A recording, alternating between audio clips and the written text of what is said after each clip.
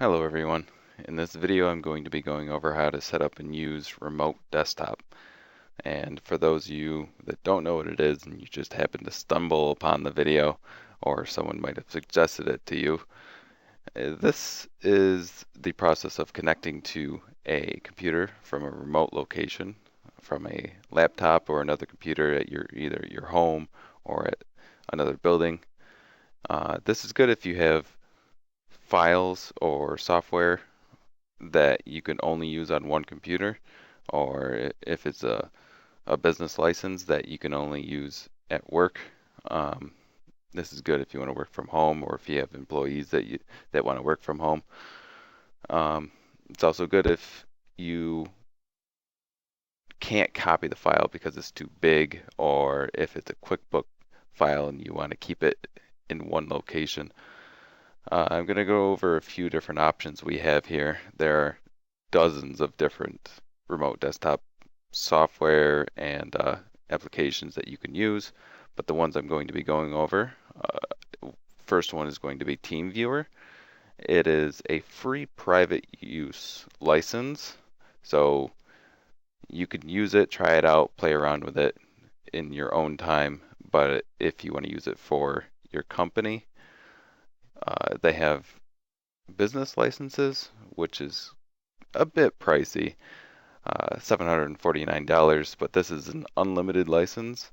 So once you purchase it, you'll have the software for the entirety of its life. You'll never have to pay a fee, a monthly fee or a yearly fee like many of the other ones have. This is a very easy to use software. I played around with it.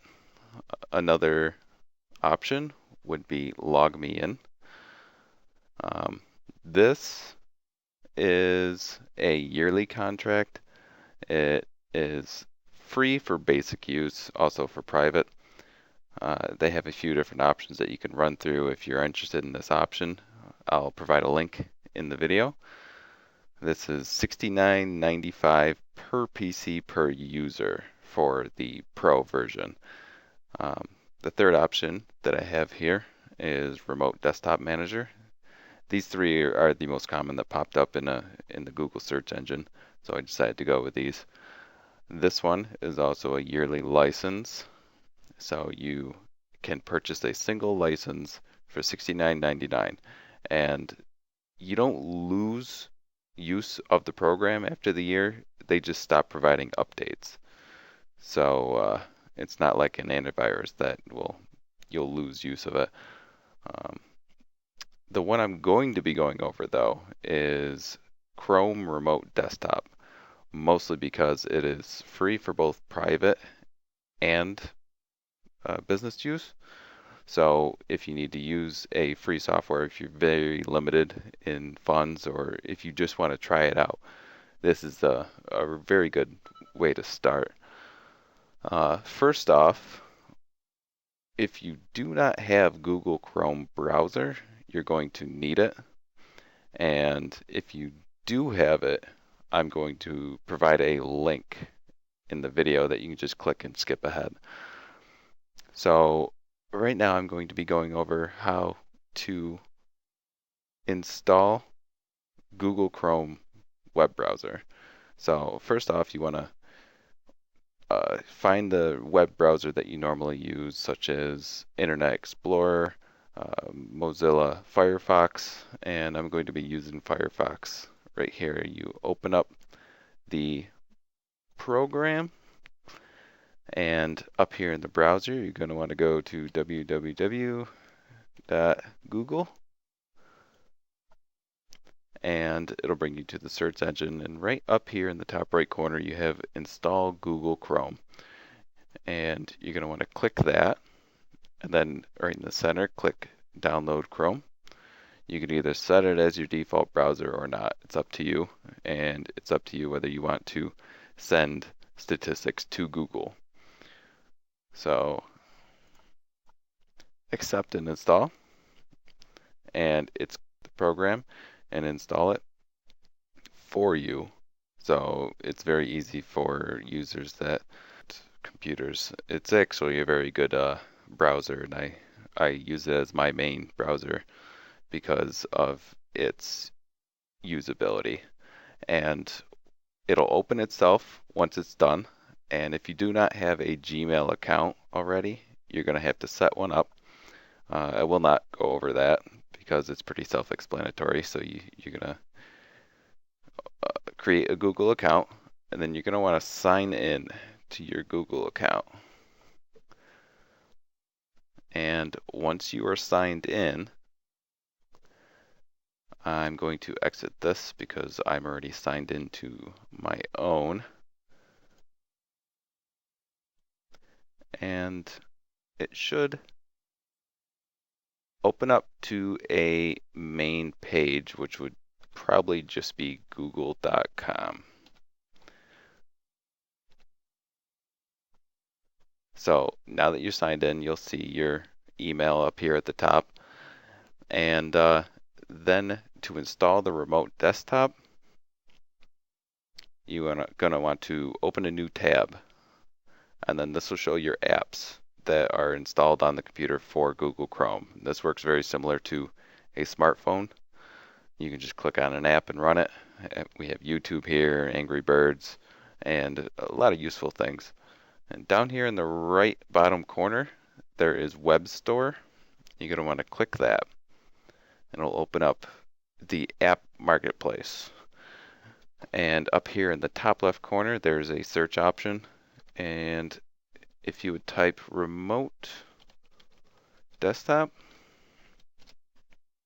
and search for it, right here, the top option is Chrome Remote Desktop, and that's what we're going to want to use. So click Add to Chrome. This pop-up box will pop up, hit Add, and down here in the corner, it's going to download the file that it needs. And I'm going to pause the video while it downloads. Alright, the file is just completing right now.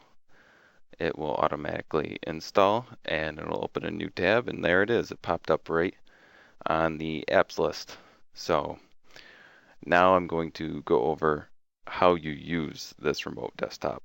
And on both computers that you want to be connecting, such as your laptop and the work computer, for example, you're going to want to do this entire process too. You're going to want Google Chrome browser on both. You're going to want to sign into your account on both.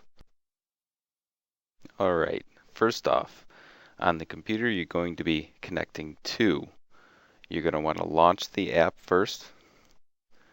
And once you're in here, if you have multiple accounts, multiple Gmail accounts, it'll prompt you to choose which one you want to use. So you select the one that you're going to be sharing on both computers. And down here in the second menu under My Computers, it's going to have your computer name, and then it's this button here that asks if you want to enable remote connections. And you're going to click that button, create a PIN of at least 6 digits. 1, 2, 3, 4, 5, 6. 2, 3, 4, 5, 6. And hit OK. And it's going to enable remote connections to this computer. See, now it's you have the option to disable it eventually. And I have already done this on a separate computer of mine, and I'm going to demonstrate how it works. So on the computer that you're going to be connecting with, such as your laptop or your home PC that you have already done all this with, you're in this menu now. You're going to click on the computer that you're going to be connecting to, the name of the computer.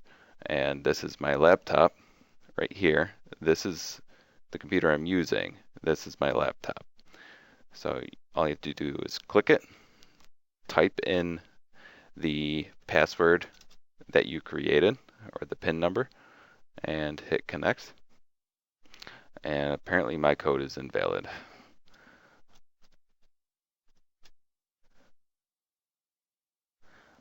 All right, let me find out what that password is real quick.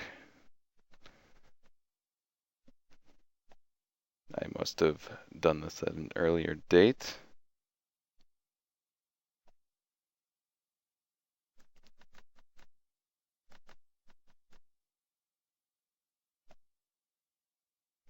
All right, now my PIN has been updated on the other computer, so now this should work.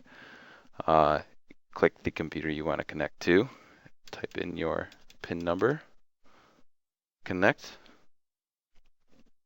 and there we go. This is my laptop in my browser. So I can do anything on my laptop as if I was using it. You can use any programs that are on it. You can access any of the files. Granted, you're going to want to use this with a computer that you know is safe and secure. So you don't want to let anyone use this and they can steal your files. But as long as you're using it for your own uses, it should be fine. I'm going to exit this out. Down here in the bottom, you can disconnect at any point. The person on the other end, if there's someone at the computer, they could also disconnect. And I want to remind you, they can't use your computer. If they walk up to the computer that you're remotely connected to, they can't see your computer. They're seeing their cursor move when you move your mouse. So it's completely secure. I'm going to disconnect now. And you can also connect to someone else's computer with this option. You don't need to be using the same email. This is for an option so you can connect to someone else's computer with a different email.